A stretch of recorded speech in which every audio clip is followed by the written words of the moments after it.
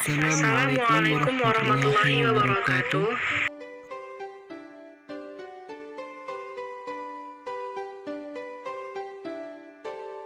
Perkenalkan, nama saya Hafiz Fadilah.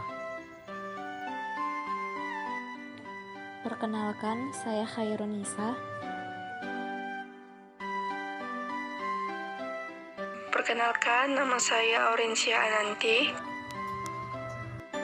Perkenalkan, saya Adelina Baru Sembiring.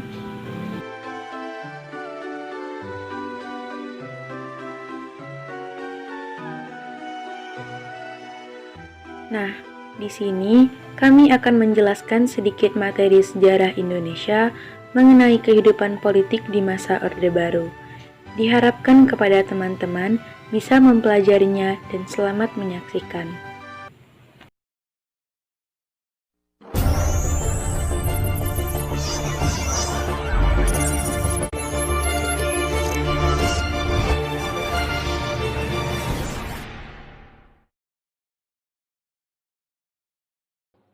Masa Orde Baru sangatlah melekat dengan nama Bapak Soeharto.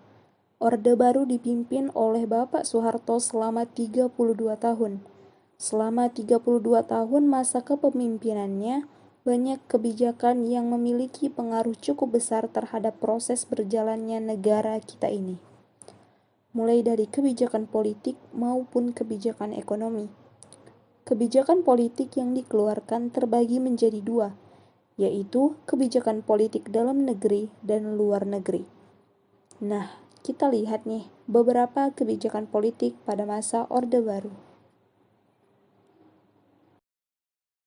Kebijakan politik dalam negeri.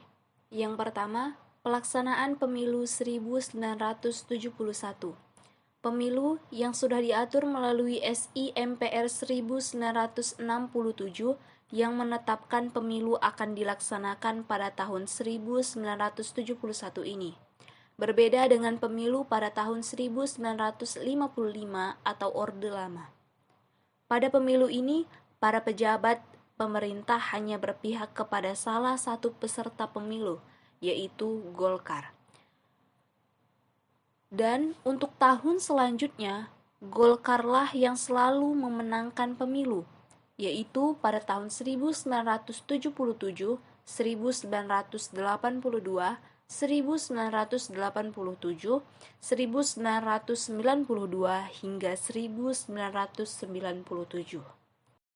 Pada masa Orde Baru, Golkar merupakan salah satu mesin utama Presiden Soeharto untuk mempertahankan kekuasaannya sebagai Presiden Indonesia.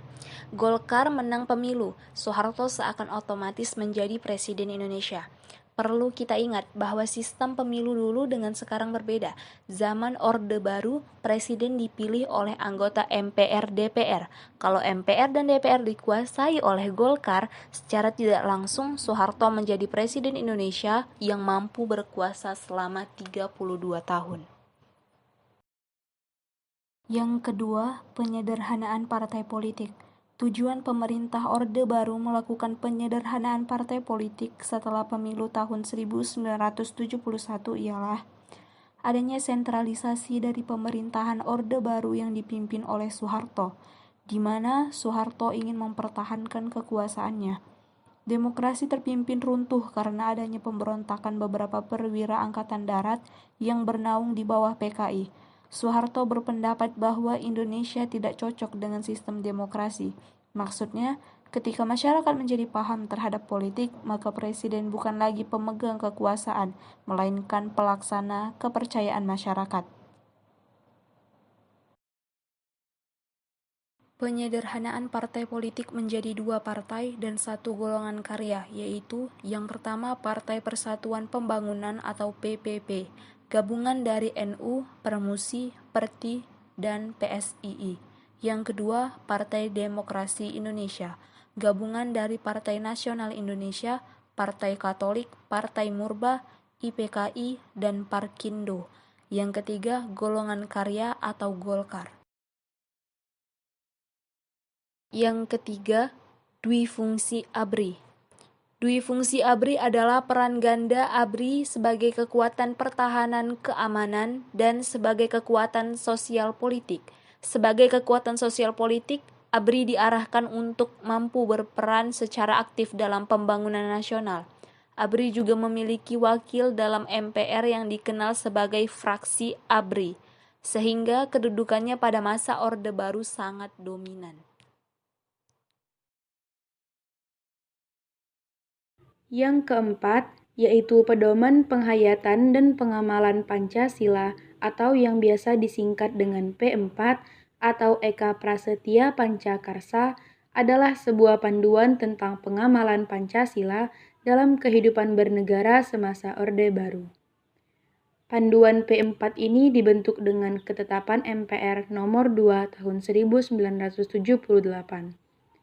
Ketetapan MPR ini mengenai tentang Eka Prasetya Pancakarsa, yaitu menjabarkan kelima asas dalam Pancasila menjadi 36 butir pengamalan sebagai pedoman praktis bagi pelaksanaan Pancasila. Dalam perjalanannya, 36 butir Pancasila dikembangkan lagi menjadi 45 butir oleh BP7. Tidak pernah dipublikasikan kajian mengenai apakah butir-butir ini benar-benar diamalkan dalam keseharian warga Indonesia. Selanjutnya, yang kelima, yaitu membentuk Kabinet Pembangunan. Kabinet pada masa peralihan kekuasaan adalah Kabinet Ampera yang dikenal dengan Dwi Dharma Kabinet Ampera, yang dimana tujuannya untuk menciptakan stabilitas dalam bidang politik dan ekonomi agar dapat menyelenggarakan pembangunan nasional.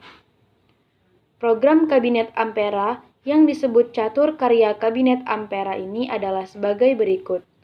Yang pertama, memperbaiki kehidupan rakyat terutama di bidang sandang dan pangan. Yang kedua, melaksanakan pemilihan umum dalam batas waktu yakni 5 Juli 1968.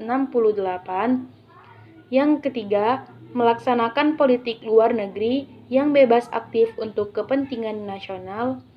Dan yang keempat, melanjutkan perjuangan anti-imperialisme dan kolonialisme dalam segala bentuk dan manifestasi. Kebijakan politik luar negeri. Indonesia kembali menjadi anggota PBB. Indonesia keluar dari PBB pada tanggal 7 Agustus 1965. Indonesia terkucil dari pergaulan internasional dan menyulitkan Indonesia secara ekonomi maupun politik dunia. Keadaan ini kemudian mendorong Indonesia untuk kembali menjadi anggota PBB berdasarkan hasil sidang DPR GR pada tanggal 28 September 1966. Indonesia resmi aktif kembali menjadi anggota PBB. Kebijakan politik dalam negeri. 6. Membubarkan PKI dan ormasnya. Untuk menjamin keadaan politik kondusif, maka Soeharto sebagai pengemban Supersemar perlu menjamin keamanan, ketenangan, dan kestabilitasan pemerintahan. Maka pemerintah Orde Baru melakukan pembubaran PKI pada tanggal 12 Maret tahun 1966. Melarang PKI sebagai organisasi dan menangkap sekitar 15 orang menteri yang dianggap terlibat dalam latar belakang G30 SPKI pada tanggal 8 Maret tahun 1966.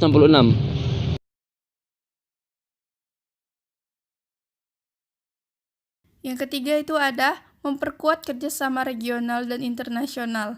Yang pertama, Indonesia turut serta dalam pembentukan ASEAN dan Indonesia menjadi salah satu negara pendiri ASEAN. Yang kedua, Indonesia mengirimkan kontingen Garuda dalam misi perdamaian. Yang ketiga, ikut berperan dalam KTT non-blok. Yang keempat, Indonesia juga berperan dalam organisasi Konferensi Islam atau OKI. Yang kedua ada pemulihan hubungan diplomatik dengan Malaysia, Singapura, dan pemutusan hubungan dengan Tiongkok. Pada tahun 1965, terjadi konfrontasi antara Indonesia, Malaysia, dan Singapura. Kemudian, untuk memulihkan hubungan diplomatik, dilakukan penandatanganan perjanjian antara Indonesia yang diwakili oleh Adam Malik dan Malaysia yang diwakili oleh Tuan Abdul Razak pada tanggal 11 Agustus 1966 di Jakarta. Pemulihan hubungan diplomatik dengan Singapura melalui pengakuan kemerdekaan Singapura pada tanggal 2 Juni 1966.